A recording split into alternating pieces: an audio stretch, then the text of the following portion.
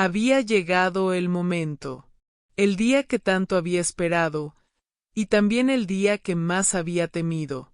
Me paré frente a las puertas de la parroquia de San Judas Tadeo, con mi vestido color vino tinto que me costó 3,000 pesos. Una inversión considerable para alguien como yo, que siempre ha vivido con modestia. Llevaba el cabello recogido en un moño elegante, las uñas perfectamente arregladas, y ese perfume francés que guardaba desde hace años para una ocasión especial. ¿Y qué ocasión podría ser más especial que la boda de mi único hijo? La iglesia lucía hermosa. Rosas blancas adornaban cada rincón de la entrada. Los invitados llegaban con sus mejores galas, riendo, tomándose fotografías. Yo observaba todo aquello con una mezcla de nerviosismo y anticipación, apretando con fuerza la cartera de mano que había pertenecido a mi difunta madre. Dentro, mi celular no dejaba de vibrar. Mensajes que no contesté. Llamadas que dejé ir al buzón. Yo sabía perfectamente lo que estaba por ocurrir. Cuando comencé a subir los escalones de piedra, mi hijo apareció en el umbral como una aparición. Roberto lucía diferente. Más delgado, con el rostro marcado por la tensión, con ojeras que antes no tenía. El traje negro que llevaba era evidentemente demasiado costoso para nuestro nivel de vida, y yo sabía exactamente quién lo había escogido. Detrás de él, 2 hombres corpulentos vestidos de negro se plantaron con los brazos cruzados, como si yo representara algún tipo de amenaza. Como si una madre de 62 años fuera peligrosa.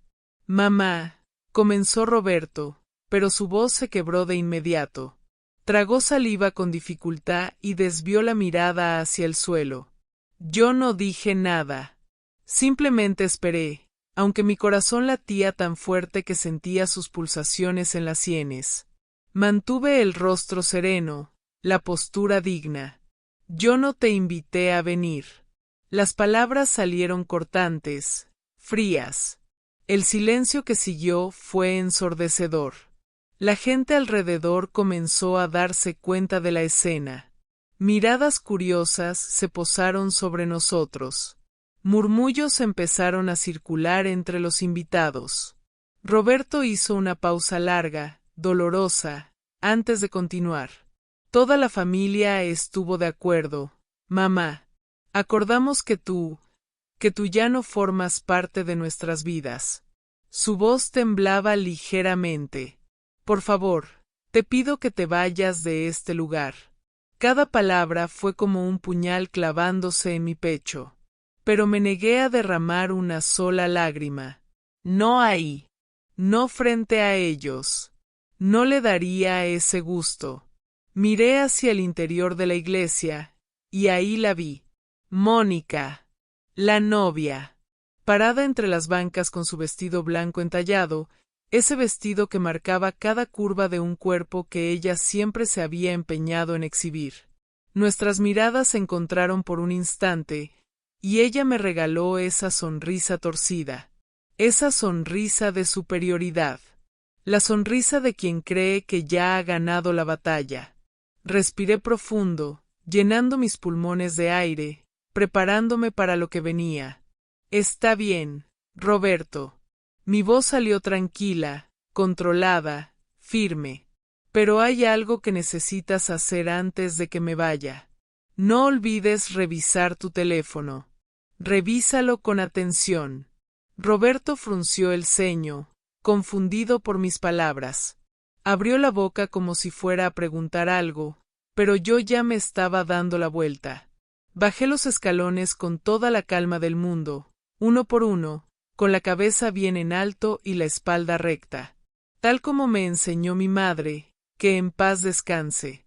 Doña Carmela siempre decía que la dignidad es lo único que nadie puede quitarte, a menos que tú misma se lo permitas. Subí al taxi que me esperaba con el motor encendido. Cerré la puerta con suavidad, y solo entonces, cuando el vehículo comenzó a alejarse de esa iglesia tan hermosa y de ese hijo que ya no reconocía como mío, fue cuando permití que una sola lágrima rodara por mi mejilla. Pero no era una lágrima de derrota o de rendición. Era la lágrima de alguien que acaba de activar una bomba de tiempo. Porque dentro de ese teléfono que le pedí a Roberto que revisara, estaba absolutamente todo. Cada mentira que Mónica le había dicho. Cada manipulación que había ejecutado. Cada secreto sucio que ella le ocultó durante más de 2 años completos. Y en exactamente 10 minutos, cuando él abriera ese mensaje que había programado con tanto cuidado, la boda perfecta que ella había planeado con tanto esmero se desmoronaría como un castillo de naipes en medio de una tormenta. Pero para que entiendas realmente cómo llegué hasta este momento crucial, necesito llevarte atrás en el tiempo. Regresar al día en que mi esposo, don Arturo, cerró sus ojos por última vez y me dejó sola en este mundo con una única petición, una petición que cambiaría todo. Cuida a nuestro hijo, Isabel. Protégelo incluso de sí mismo si es necesario. 2 años antes de aquel día en la iglesia, yo estaba sentada en una silla incómoda de hospital. El olor a desinfectante me quemaba la nariz. Las luces fluorescentes del techo parpadeaban de forma irregular. Y mi esposo, don Arturo, sostenía mi mano con una fuerza que yo no sabía que todavía tenía en su cuerpo debilitado. 65 años de vida.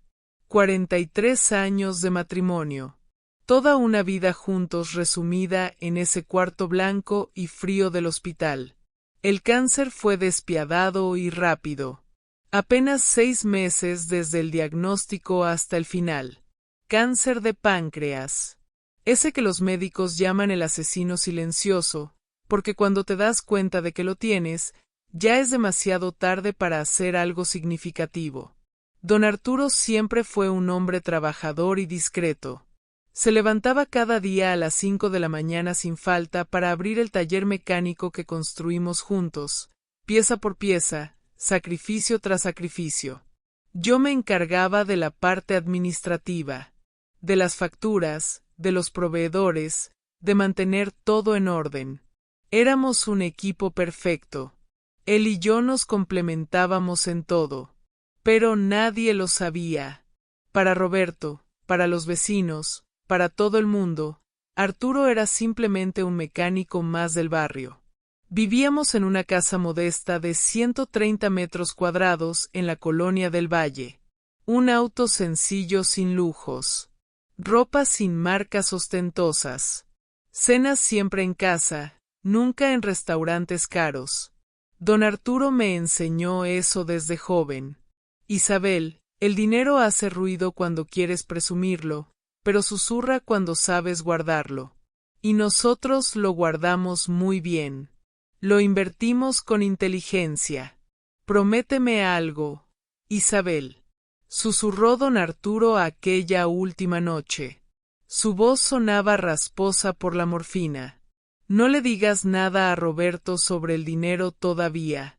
Nuestro hijo necesita madurar primero. Necesita aprender el valor de las cosas. Necesita convertirse en un hombre de verdad antes de recibir lo que tanto nos costó construir. Yo se lo prometí, aunque en ese momento no entendía completamente sus razones. 3 días después, enterré a mi esposo bajo una lluvia fina que parecía llorar conmigo. Roberto estaba a mi lado, sosteniendo un paraguas negro sobre nuestras cabezas. Tenía 42 años en ese entonces. Soltero. Trabajaba en una empresa de consultoría con un sueldo decente, nada extraordinario pero suficiente para vivir. Vivía en un departamento rentado en la zona de Insurgentes. Después del funeral, me senté con el licenciado Morales, un abogado de 72 años que conocía a don Arturo desde que éramos jóvenes recién casados. Era como de la familia. Doña Isabel, voy a ser directo con usted, dijo mientras abría una carpeta gruesa llena de documentos. El patrimonio que su esposo dejó es muy considerable. Muy considerable. Considerable era quedarse corto. El taller mecánico, con más de 38 años de operación continua, Estaba valuado en 1.400.000 pesos. La casa donde vivíamos, que don Arturo terminó de pagar hacía 25 años y que remodeló completamente apenas 6 años atrás, estaba valuada en 3.200.000 pesos. Teníamos un local comercial rentado en la colonia Roma que generaba 14.000 pesos mensuales de ingreso pasivo. Las inversiones en CETES y fondos de inversión sumaban 1.050.000 pesos. Y además, un pequeño terreno en Cuernavaca que heredamos de los padres de Arturo, valuado en 280.000 pesos. Total del patrimonio, 5.930.000 pesos mexicanos. Me quedé paralizada mirando esas cifras impresas en los documentos. No podía creerlo. Habíamos logrado construir todo eso, ladrillo por ladrillo, peso por peso. Y hay algo más, doña Isabel. Continuó el licenciado Morales mientras empujaba un sobresellado hacia mí. Don Arturo dejó instrucciones muy específicas. Este testamento es muy claro. Usted hereda todo y tiene control absoluto. Pero su esposo me pidió que le entregara esta carta personal. Dijo que usted sabría qué hacer cuando llegara el momento adecuado. Abrí el sobre con las manos temblando. La letra de don Arturo estaba ahí, tan firme y clara como siempre. Isabel, mi amor eterno. Si estás leyendo esta carta es porque ya me fui de este mundo. Dejo todo en tus manos porque confío en ti como jamás he confiado en nadie más. Roberto recibirá su herencia cuando esté verdaderamente listo. No cuando cumpla cierta edad. No cuando se case. Sino cuando demuestre la madurez necesaria para valorar y cuidar lo que construimos con tanto esfuerzo y sacrificio. Tú sabrás reconocer ese momento cuando llegue. Hasta entonces, protege nuestro legado. Protégete a ti misma también. No todo el que dice amar, ama de verdad. Tuyo por siempre, Arturo. Doblé la carta con cuidado y la guardé en el fondo de mi bolsa. Decidí no decirle nada a Roberto sobre la herencia. Todavía no era el momento. Seguí viviendo en la misma casa, con el mismo auto modesto. La misma rutina de siempre. El taller mecánico quedó bajo la administración de don Felipe, un gerente de total confianza que Arturo había entrenado personalmente durante más de 15 años. Las ganancias llegaban a mi cuenta cada mes. Aproximadamente 20.000 pesos netos después de impuestos. Pero yo seguía siendo discreta. Gastaba poco. Invertía el resto con inteligencia. Roberto nunca preguntó sobre el dinero. Asumió que yo vivía de la pensión de su padre y quizá de algunos ahorros modestos. Me ofreció ayuda económica en un par de ocasiones, y yo la rechacé con amabilidad. Estoy bien, hijo. No te preocupes por mí. Tengo lo suficiente para vivir tranquila. Yo creía honestamente que estaba haciendo lo correcto, protegiendo el legado familiar hasta que Roberto estuviera preparado para recibirlo. Pero entonces, 8 meses después del entierro de don Arturo, Roberto apareció en mi casa un domingo por la tarde. Llegó diferente, sonriendo demasiado. Esa sonrisa tonta que ponen los hombres cuando están enamorados. Mamá, necesito presentarte a alguien muy importante para mí, dijo con emoción. Abrí la puerta completamente y ahí estaba ella. Una mujer de cabello rubio teñido, bronceado artificial, tacones altísimos de al menos 12 centímetros, un vestido negro demasiado ajustado para una tarde de domingo casual. Tendría 32 años como máximo. Uñas largas pintadas de rojo intenso, maquillaje exagerado, y un brillo en los ojos que en ese momento no supe identificar, pero que después entendería perfectamente. Hola, suegrita, dijo con una voz aguda y fingidamente dulce mientras me extendía la mano llena de anillos baratos. Soy Mónica. Por fin te conozco. Roberto me ha hablado muchísimo de ti. Apreté su mano fría y calculadora. Y en ese preciso instante, sin entenderlo de forma consciente todavía, algo dentro de mí se estremeció con una advertencia silenciosa. Acababa de conocer a la persona que intentaría destruir todo lo que Arturo y yo habíamos construido durante décadas de trabajo honesto. Mónica entró a mi sala como si ya fuera la dueña del lugar. No se quitó los tacones. No preguntó si podía sentarse. Simplemente se dejó caer en el sofá principal que Arturo y yo compramos hacía 18 años. Cruzó las piernas con exageración y comenzó a examinar cada rincón de la casa con esos ojos de águila hambrienta. «¿Qué casa tan linda tiene, doña Isabel?», dijo, pero el tono no coincidía para nada con las palabras. «Muy tradicional, ¿verdad? Estas cosas antiguas tienen un valor sentimental que el dinero no puede comprar. Tradicional. Antiguas». Cada palabra era una pequeña ofensa disfrazada de cumplido. Roberto estaba radiante a su lado, sentado como un cachorrito obediente. Le sostenía la mano con adoración. Mi hijo nunca había sido de tener muchas novias. Era tímido, reservado, concentrado en su trabajo y su carrera.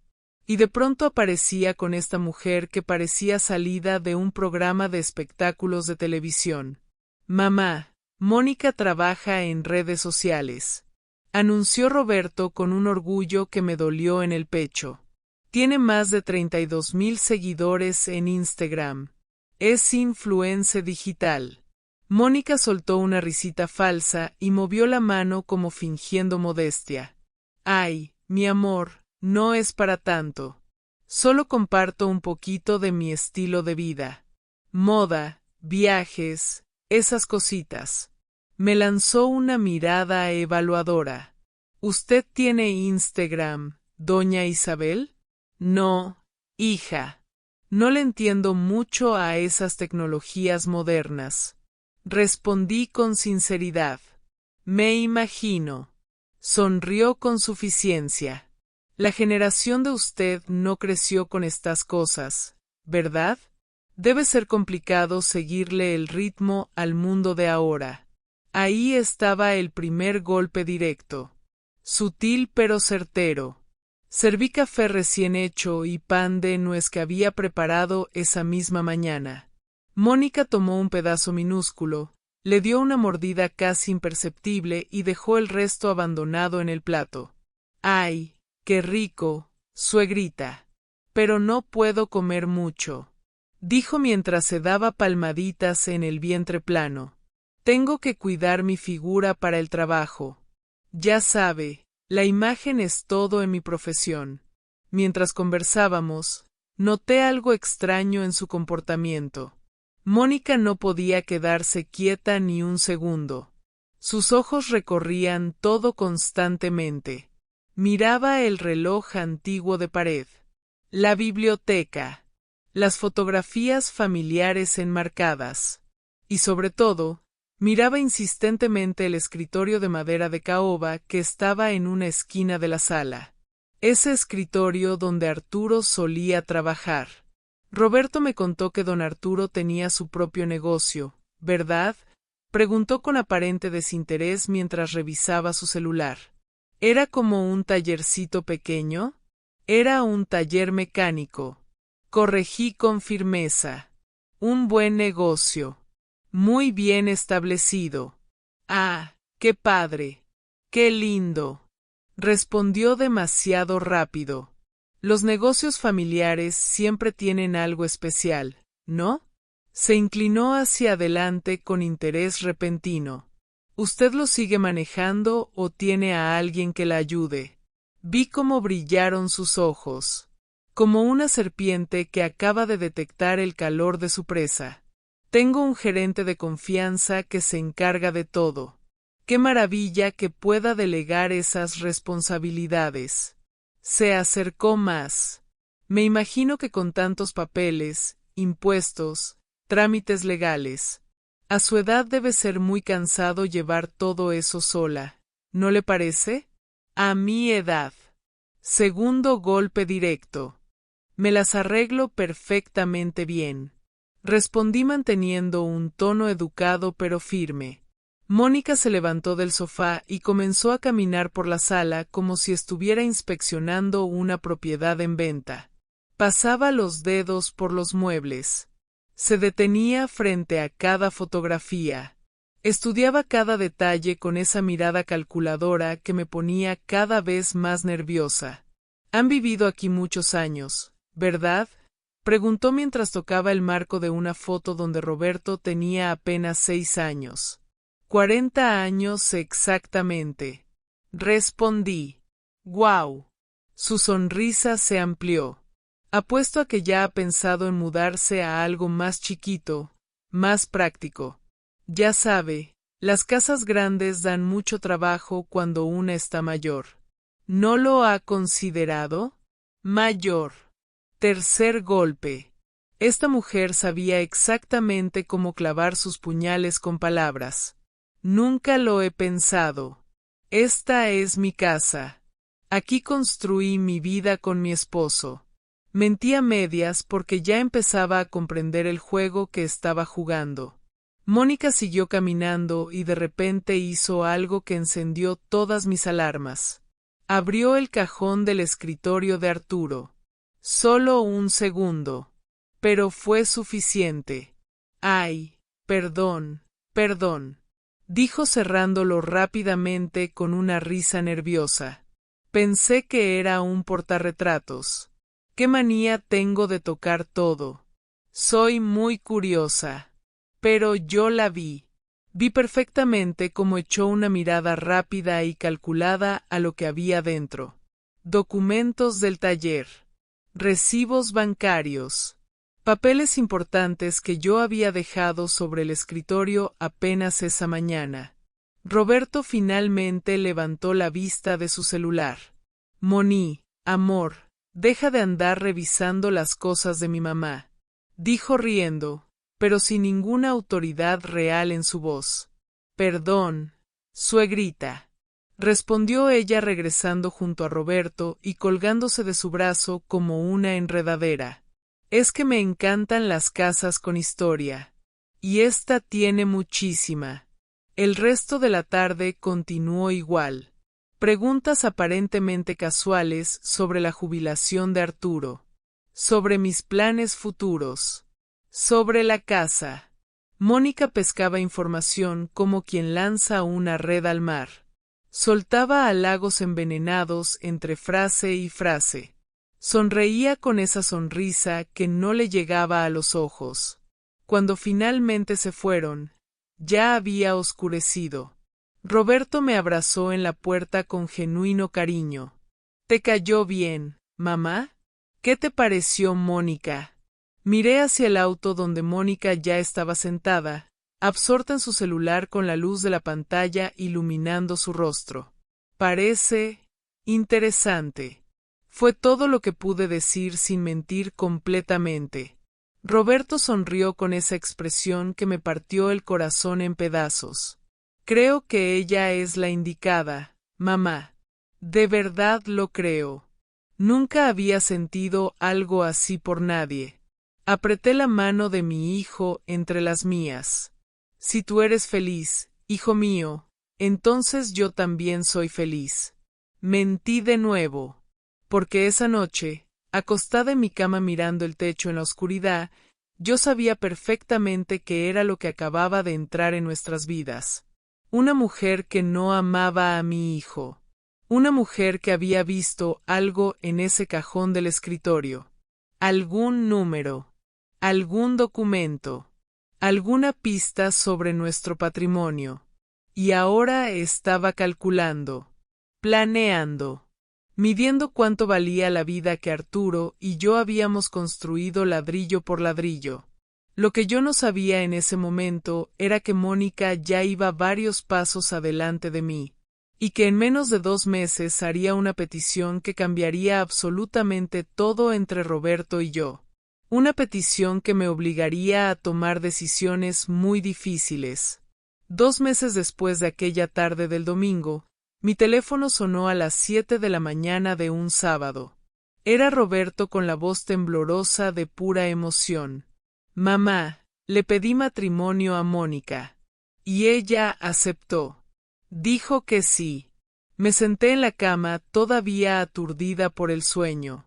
2 meses. Apenas 60 días de relación y ya estaba comprometido para casarse. Hijo, ¿no crees que es muy pronto? No se conocen lo suficiente todavía. Mamá, cuando lo sabes, lo sabes. Respondió con esa certeza irritante de quien está cegado por el enamoramiento. Mónica dice algo muy cierto. No hace falta esperar años cuando dos almas están destinadas a encontrarse. Dos almas destinadas. Mónica le había llenado la cabeza con esas frases baratas de libros de autoayuda. ¿Y cuándo tienen pensado casarse? Dentro de 5 meses. Mónica no quiere esperar mucho más. Dice que ya perdió demasiado tiempo en relaciones anteriores que no funcionaron. Quiere empezar nuestra vida juntos lo antes posible. 5 meses desde el compromiso hasta la boda. Apenas tiempo suficiente para conocer realmente a una persona. Para descubrir quién es en realidad detrás de la máscara. Pero me mordí la lengua con fuerza y respondí lo que se esperaba de mí. Felicidades, hijo. Me da mucho gusto por ti. Te deseo toda la felicidad del mundo. 2 semanas después volvieron a aparecer en mi casa. Mónica llegó completamente diferente. Más segura. Más cómoda. Como si ahora tuviera derechos que antes no tenía. Se sentó en el mismo sofá, pero esta vez puso los pies descalzos sobre la mesita de centro sin pedir permiso. Suegrita, tenemos que hablar de los planes de la boda, dijo mientras sacaba su celular de la bolsa. Ya tengo todo elegido. El salón, el banquete, la iglesia, mi vestido, todo de primera calidad, obviamente. Al final, una solo se casa una vez en la vida, ¿no? Roberto sonrió incómodo a su lado. Moni, ve directo al grano. Por favor. Ella suspiró de manera teatral y exagerada. Está bien, está bien. Lo voy a decir directamente. Se acomodó en el sofá. Mire, doña Isabel, estamos empezando una vida juntos, ¿sabe? Y pues una boda como la que queremos cuesta mucho dinero. Muchísimo. Me miró fijamente a los ojos. Entonces pensamos que, como usted es la mamá del novio, podría ayudarnos con una parte de los gastos. Sería lo justo, ¿no cree? Aquello no era una petición. Era una exigencia disfrazada de conversación casual. Una demanda envuelta en papel de regalo. ¿Cuánto están pensando que necesitan? Pregunté con cautela.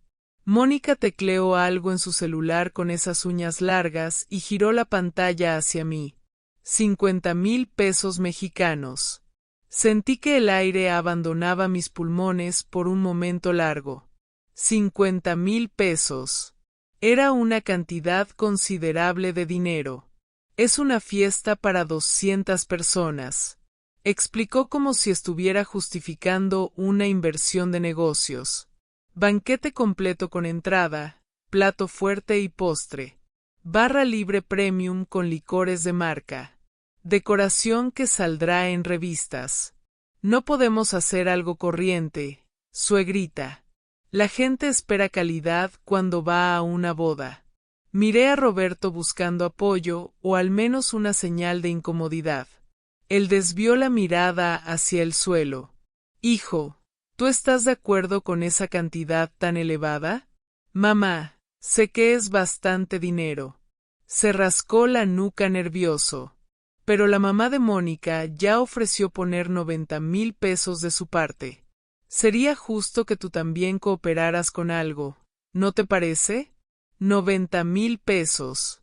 La mamá de Mónica supuestamente estaba poniendo esa cantidad enorme para la boda de su hija. Pero algo no cuadraba en absoluto. Una mujer que daba 90,000 pesos para una boda, pero su hija vivía en un departamento rentado diminuto de una sola recámara en la colonia Narvarte. Una influencer con 32,000 seguidores que apenas conseguía colaboraciones pagadas. Nada tenía sentido. Pero me tragué las dudas y la desconfianza. Está bien. Voy a hacer la transferencia de los 50,000 pesos. Dije finalmente. Mónica prácticamente dio un brinco de alegría. Ay, suegrita, sabía que podíamos contar con usted. Siempre supe que era una mujer generosa y comprensiva. Al día siguiente hice la transferencia bancaria completa. 50,000 pesos que salieron de mis ahorros. Roberto me llamó esa misma noche para agradecerme. Su voz sonaba extraña, forzada, mecánica, como si estuviera leyendo un guión que alguien más había escrito para él. Pensé que con esa aportación todo habría terminado, que después de entregarles ese dinero para su boda, las cosas volverían a cierta normalidad, que podríamos seguir adelante. Pero estaba completamente equivocada. 3 semanas después, Mónica me llamó, pero esta vez llamó sola, sin Roberto. Hola, suegrita. ¿Cómo está? ¿Todo bien por allá? Todo bien, Mónica. ¿Necesitas algo? Respondí con prudencia. Ay, es un poquito incómodo hablar de esto por teléfono. Hizo una pausa calculada perfectamente, pero volvimos a sentarnos a hacer cuentas más detalladas, y el dinero que usted nos dio no va a alcanzar para todo. El banquete subió de precio porque cambiamos el menú. La florista cobró más porque la iglesia es muy grande. La banda musical nos está cobrando extra por horas adicionales. Ya sabe cómo son estas cosas. Apreté los puños con fuerza hasta que los nudillos se me pusieron blancos. ¿Cuánto dinero más necesitan ahora? Solamente 40,000 pesos más, suegrita. Con eso ya cerramos absolutamente todo. Ya no le vamos a pedir nada más después de esto. Se lo prometo. 40,000. Ella dijo solamente como si fuera una cantidad insignificante. Eso sumaba 90,000 pesos en total de mi parte. Una fortuna. Mónica, eso ya son 90,000 pesos que estoy aportando. Es muchísimo dinero para mí. Lo sé perfectamente, suegrita. Lo sé y se lo agradezco de corazón. Su voz se volvió melosa y manipuladora. Pero mi mamá ya puso su parte completa. No puedo pedirle ni un peso más a ella. Ya dio todo lo que tenía. Y usted no querría que la boda de su único hijo quedara incompleta o se viera mal, ¿verdad? ¿Qué dirían los invitados? Era chantaje emocional en su forma más pura y obvia. Manipulación descarada. Déjame ver qué puedo hacer. Respondí sin comprometerme. Ay, muchísimas gracias, suegrita. Sabía que usted nos iba a entender. Sabía que no nos iba a dejar solos en esto. Colgué el teléfono y me quedé sentada en la sala durante más de 1 hora. Miraba la fotografía de Arturo en la repisa. Esa foto donde sonreía con esa sonrisa que parecía decirme, te lo advertí, Isabel. Te dije que lo protegieras incluso de sí mismo. Al final terminé transfiriendo los 40,000 pesos adicionales. No porque me pareciera justo o correcto. No porque creyera su historia inventada. Sino porque era la boda de mi único hijo. Y las madres hacemos sacrificios. Incluso cuando sabemos perfectamente que nos están usando y manipulando. Incluso cuando duele. Cuando el dinero llegó a su cuenta bancaria, esperé al menos un mensaje de agradecimiento. Una llamada breve. Cualquier cosa. Nada llegó. Silencio absoluto. Mónica desapareció durante 4 semanas completas. Roberto enviaba mensajes cortísimos. Siempre ocupado. Siempre apurado. Mamá, después hablamos con calma. Mamá, estoy en una junta importante. Mamá, Mónica está muy estresada con todos los preparativos finales. Y entonces, exactamente una semana antes de la boda civil programada, lo descubrí. Lo descubrí por pura casualidad a través de una publicación en Instagram. Recibí un mensaje de WhatsApp de una prima lejana. Era una captura de pantalla. Mónica y Roberto en el registro civil. Ya casados. El texto de la publicación decía, ceremonia íntima y perfecta. Solo con las personas que realmente importan en nuestras vidas. Yo no estaba ahí. Mi único hijo se había casado por lo civil y ni siquiera me avisó. Ni siquiera me invitó. Llamé a Roberto 7 veces seguidas. Todas las llamadas se fueron directo al buzón de voz. Finalmente regresó mi llamada cerca de la medianoche. Su voz sonaba cansada y distante. Mamá, perdóname. Todo fue muy apresurado de último momento. Mónica quería algo pequeño e íntimo. Solo con familia cercana. Ya sabes cómo es ella. Yo soy tu familia, Roberto. Soy tu madre. Dije con la voz quebrándose. Hubo un silencio largo e incómodo del otro lado de la línea. Un silencio que dolía más que cualquier palabra. Sí, mamá. Lo sé. Pero Mónica tiene una visión diferente de lo que significa familia. Y yo necesito respetar sus deseos también. Ahora somos un equipo ella y yo. Necesito considerarla a ella primero. Colgué el teléfono con las manos temblando. Y esa noche, por primera vez desde que enterré a Arturo, entendí completamente que mi hijo ya no me pertenecía. Ahora le pertenecía a ella. Mónica lo había conquistado totalmente. Lo que yo no imaginaba en ese momento era que aquello apenas era el comienzo. Porque Mónica no solo quería mi dinero. Mónica quería absolutamente todo. Y la siguiente petición que haría iba a doler muchísimo más que 90,000 pesos. La boda religiosa en la iglesia estaba programada para 4 meses después de la boda civil. Pero tras ese matrimonio por lo civil, todo cambió de forma dramática. No fue un cambio repentino. Fue gradual. Como veneno cayendo gota a gota en un vaso de agua cristalina. Primero desaparecieron los almuerzos dominicales.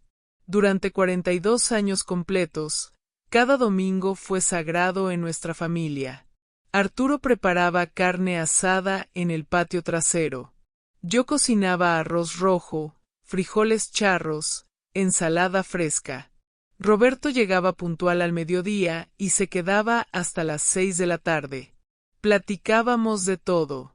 Reíamos juntos. Veíamos el fútbol en la televisión. Después de que Arturo falleció, mantuve esa tradición viva con todo mi esfuerzo. Roberto seguía viniendo cada domingo sin falta. Era mi único día completo con él. Mi momento sagrado de la semana. Hasta que Mónica apareció en su vida y todo se derrumbó. El primer domingo después del matrimonio civil, Roberto canceló a última hora con una excusa débil. Mamá, Mónica no se siente bien. Creo que tiene migraña fuerte. Mejor nos quedamos en casa descansando. Está bien, hijo. Que se mejore pronto. Segundo domingo. Mamá. Ya habíamos quedado de ir a comer a casa de la mamá de Mónica. Se me olvidó completamente avisarte. Discúlpame. Tercer domingo. Mamá, necesito descansar. La semana en el trabajo estuvo muy pesada. Estoy agotado. Cuarto domingo. Simplemente no llamó. No apareció. No dio señales de vida. Le marqué 8 veces consecutivas. Todas las llamadas se fueron al buzón. Le envié un mensaje preocupado. Hijo, ¿todo está bien? Estoy preocupada por ti. La respuesta llegó 6 horas después. Todo perfecto, mamá. Después hablamos. Esa conversación prometida nunca llegó. Y así comenzaron las excusas. Cada vez más absurdas. Más desgastadas. Reunión de trabajo urgente en domingo. Viaje de última hora que no podía cancelar. Mónica no se sentía cómoda viniendo a mi casa. Mónica estaba demasiado cansada para salir. Mónica, Mónica, Mónica. Todo giraba alrededor de Mónica. Todo era Mónica decidiendo por él. Intenté ser comprensiva y paciente. Al final eran recién casados. Necesitaban su espacio juntos. Necesitaban tiempo para construir su relación. Yo lo entendía perfectamente. O al menos eso me repetía a mí misma, tratando de convencerme. Hasta que llegó el golpe que realmente me partió el alma en pedazos. Lo descubrí gracias a doña Lucía, mi vecina. Esa vecina curiosa que se entera de absolutamente todo lo que pasa en el barrio. Isabel, vi a tu Roberto saliendo de la casa de la mamá de Mónica el jueves pasado. Me comentó mientras regaba sus plantas en el jardín. Dicen que ahora van cada jueves sin falta. Es su nueva tradición familiar. Cena todos los jueves religiosos. Todos los jueves. Mi hijo tenía una tradición semanal de cenar con su suegra. Pero ya no tenía tiempo ni un solo domingo para comer con su propia madre. Con la mujer que lo trajo al mundo. Que lo crió. Que lo cuidó cuando estaba enfermo. Que sacrificó todo por él durante 42 años. Me tragué el nudo en la garganta y le agradecí la información a doña Lucía. Esa noche no pude conciliar el sueño. Me quedé despierta mirando el techo oscuro de mi recámara, repasando mentalmente cada conversación reciente, cada excusa, cada cancelación. Y entonces finalmente vi el patrón completo con claridad absoluta. Mónica me estaba eliminando de la vida de mi hijo. Despacio, estratégicamente, con paciencia calculada, como quien desmonta una estructura pieza por pieza hasta que se derrumba completamente. Las llamadas telefónicas también disminuyeron drásticamente. Antes del matrimonio, Roberto me llamaba al menos 4 veces por semana. Hablábamos de su trabajo, de su día, de cualquier cosa sin importancia. Conversaciones de madre e hijo. Después de casarse, las llamadas se redujeron brutalmente. Una llamada cada 10 días. Luego una cada 15 días. Y siempre eran conversaciones cortísimas. Apuradas. Con Mónica gritándolo de fondo. Amor. Ven rápido. Te necesito aquí. Y Roberto terminaba con la misma frase ensayada. Mamá, luego te marco. Tengo que colgar. Nunca volvía a marcar. Empecé a darme cuenta de que ya no contestaba mis llamadas tampoco. Dejaba sonar el teléfono hasta que se iba al buzón de voz. Cuando finalmente regresaba la llamada, si es que lo hacía, siempre decía lo mismo. Perdón, mamá. Tenía el celular en silencio. No lo escuché. 1 vez. 2 veces. 5 veces. 10 veces el mismo celular en silencio. Pero yo sabía la verdad. Revisé su WhatsApp y lo veía conectado constantemente. Subiendo historias a Instagram. Respondiendo comentarios en sus publicaciones. Pero no tenía 2 minutos para hablar con su madre. Lo peor de todo llegó cuando descubrí que existía un grupo familiar en WhatsApp. un grupo llamado Familia Mendoza, que era el apellido de Roberto. Lo supe porque Mónica subió una fotografía al grupo y alguien sin querer compartió una captura de pantalla en su estado público. Era una foto de una parrillada en casa de la mamá de Mónica. Roberto estaba ahí sonriendo, con una cerveza en la mano. Feliz. Relajado. El texto decía: la familia unida es lo más importante. Bendecidos de tenernos. Abrí mi aplicación de WhatsApp y busqué ese grupo desesperadamente. No existía. Al menos no para mí. Habían creado un grupo de familia y yo no estaba incluida. Mi propio hijo me había excluido del círculo familiar. Al día siguiente fui directamente a su departamento. Toqué la puerta 4 veces antes de que Mónica finalmente abriera. Llevaba una bata de seda, el cabello recogido en un moño despeinado, cara de fastidio total. Hola, suegrita. Pasó algo grave, dijo con un tono helado. Necesito hablar con Roberto urgentemente. Todavía está durmiendo. Llegó tardísimo anoche del trabajo. Estaba agotado. Sus ojos me miraban con desprecio apenas disimulado. Son las 11 de la mañana. ¿Puedo esperarlo? Mire, doña Isabel. Hoy tenemos un día muy complicado y lleno de pendientes. Tal vez sería mejor que llamara antes de venir, ¿sabe? Para no agarrarnos desprevenidos y en mal momento. Desprevenidos.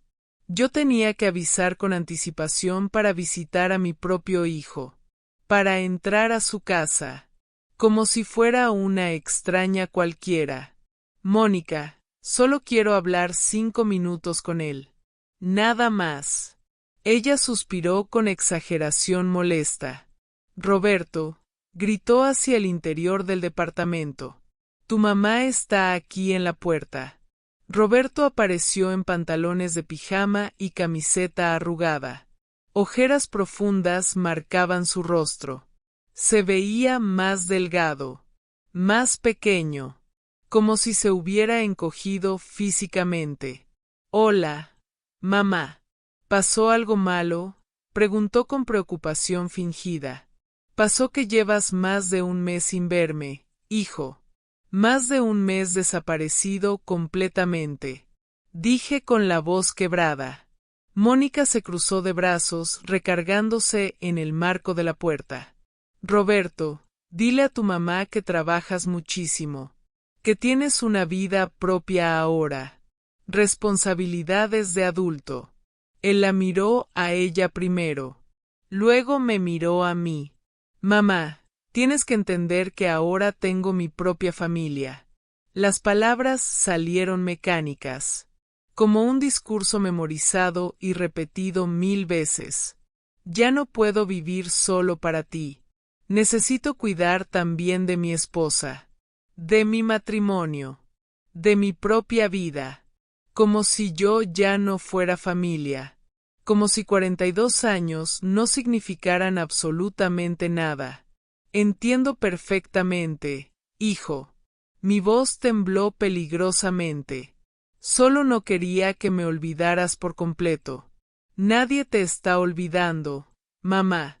Pero no me miraba a los ojos mientras lo decía. Es solamente una etapa de ajuste, de adaptación al matrimonio. Mónica bostezó de manera teatral y exagerada. Roberto, amor, ¿me ayudas con lo del closet? Necesito tu fuerza. Él me hizo un gesto incómodo con la cabeza a modo de despedida y cerró la puerta. Me quedé parada ahí en el pasillo de ese edificio, escuchando mis propios pasos resonar mientras caminaba de regreso al elevador. Y entonces llegó mi cumpleaños. 62 años. Mi primer cumpleaños sin Arturo a mi lado. La primera vez que comprendí realmente lo que significaba estar completamente sola en el mundo. Me desperté con esperanza ingenua. Tal vez Roberto se acordaría. Tal vez llegaría de sorpresa con un pastel, con flores, con un abrazo sincero. 12 del día. Nada. 3 de la tarde. Silencio absoluto. 7 de la noche. El teléfono no sonó ni una sola vez. 10 de la noche. Me metí a la cama sin cenar. Apagué todas las luces. Y lloré como no lloraba desde el funeral de Arturo. A las 11:43 de la noche, mi celular vibró con un mensaje. Era de Roberto. Feliz cumpleaños, mamá. Que cumplas muchos años más. Un mensaje de texto. Frío. Automático. Sin alma. Probablemente programado o enviado por obligación. Ninguna llamada. Ningún audio de voz. Solo esas palabras vacías en una pantalla iluminada. Fue en ese preciso momento, acostada en la oscuridad total de mi recámara, limpiándome las lágrimas con las sábanas, cuando tomé la decisión más importante de mi vida. No iba a suplicar más por su atención. No iba a mendigar migajas del amor de mi propio hijo. Si Mónica quería una guerra, la tendría. Pero no de la forma que ella esperaba o imaginaba. Porque lo que esa mujer no sabía era algo muy importante. Una madre herida no llora eternamente. Llega un momento en que una madre se levanta. Y cuando finalmente se levanta, no pide permiso a nadie. Simplemente actúa con toda la fuerza que ha acumulado durante años de sacrificio y amor. Al día siguiente de mi cumpleaños olvidado, llamé al licenciado Morales. Licenciado, necesito un favor muy importante y urgente. Claro, doña Isabel. ¿Qué necesita? Dígame. Necesito proteger mi patrimonio de forma inmediata. Y necesito investigar a fondo a una persona. Necesito saber absolutamente todo sobre ella. Entiendo perfectamente. Dame el nombre completo. Mónica Leticia Vargas Ruiz. Respiré profundo. Quiero saber todo sobre esa mujer. Absolutamente todo. El licenciado Morales contrató a un investigador privado de toda su confianza. Costó 9,500 pesos. Pero valió hasta el último centavo. 3 semanas después me citó en su oficina. Cuando entré, vi su rostro serio. Cargaba malas noticias. Doña Isabel, siéntese por favor. Lo que voy a mostrarle no va a ser fácil de procesar. Abrió una carpeta gruesa. Mónica Leticia Vargas Ruiz. 33 años. Divorciada hace 4 años. Su historia de influencer exitosa es completamente falsa. Compró sus 32,000 seguidores en un sitio web por 300 pesos mexicanos. Las colaboraciones con marcas nunca existieron. Todo es pura mentira y apariencia. Me mostró documentos, capturas de pantalla, evidencia irrefutable. Y su madre jamás dio 90,000 pesos para la boda. Su madre trabaja como empleada doméstica. Gana 11,000 pesos al mes. Vive en una casa de interés social en Ecatepec. No dio ni un solo peso. Entonces todo el dinero de la boda fue mío. Todo. Los 90,000 pesos completos salieron únicamente de mi bolsillo. Exactamente. Asintió con gravedad. Pero hay mucho más, doña Isabel. Y esto le va a doler profundamente. Me mostró estados de cuenta bancarios. Demandas judiciales archivadas. Mónica está endeudada hasta el cuello. Debe 143,000 pesos mexicanos.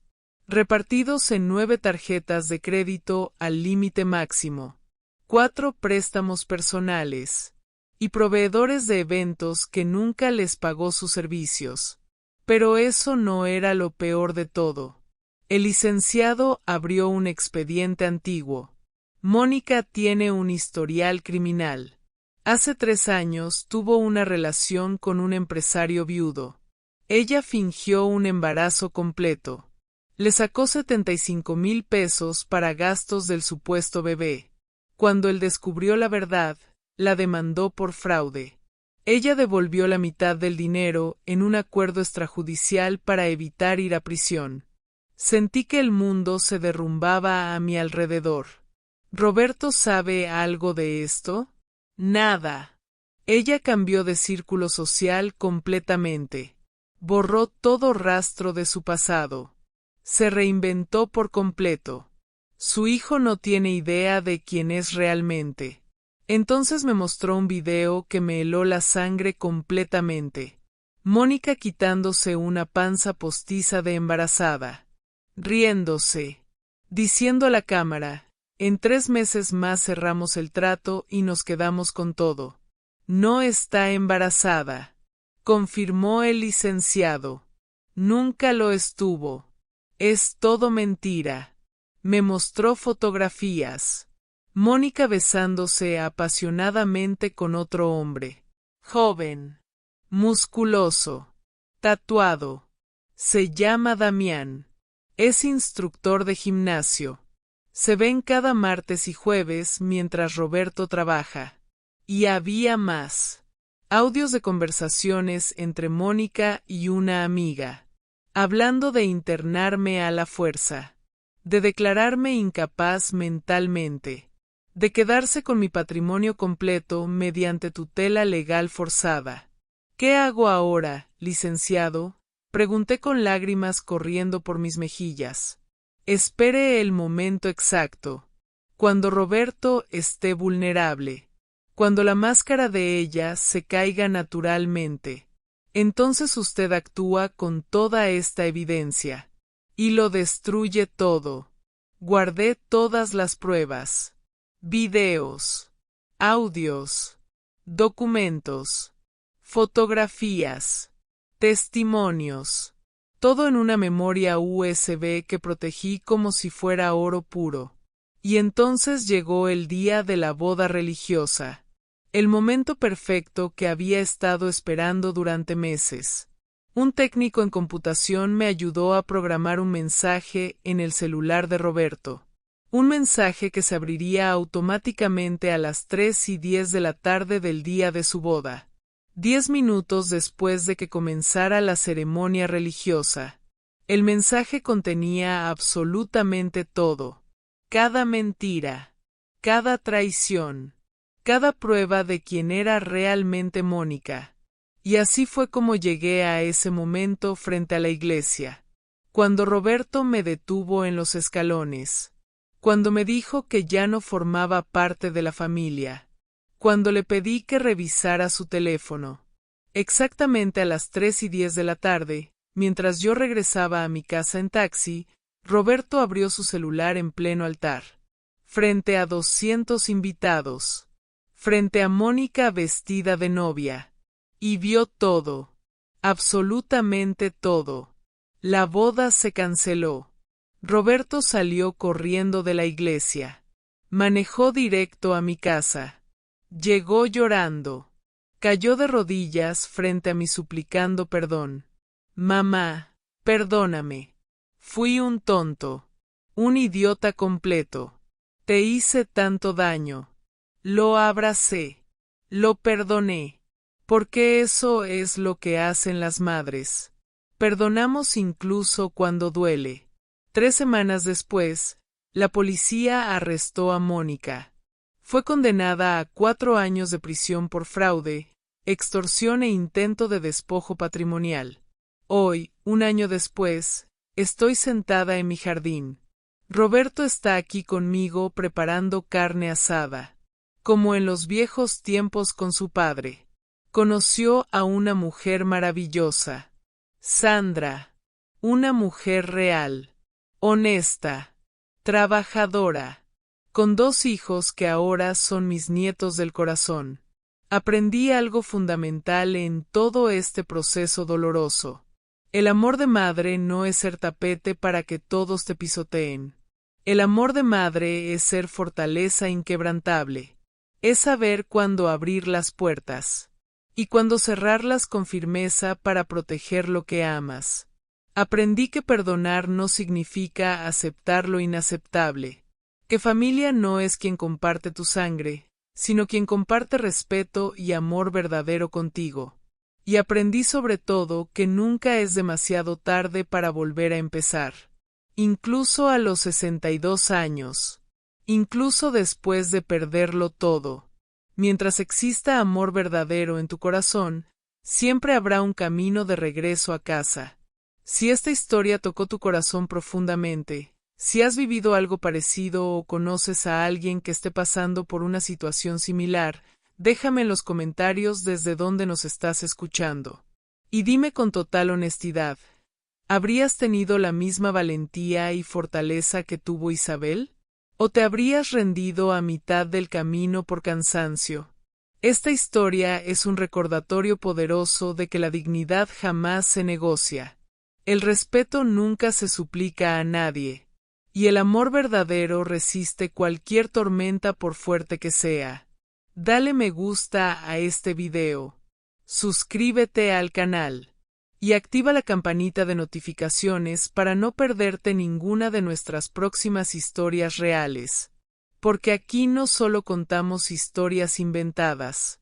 Aquí contamos vida real. Experiencias auténticas de personas como tú y como yo. Un abrazo enorme hasta tu corazón. Y recuerda siempre esto, eres muchísimo más fuerte de lo que imaginas. Tienes dentro de ti un poder increíble que aún no has descubierto completamente. Hasta la próxima historia, querida familia.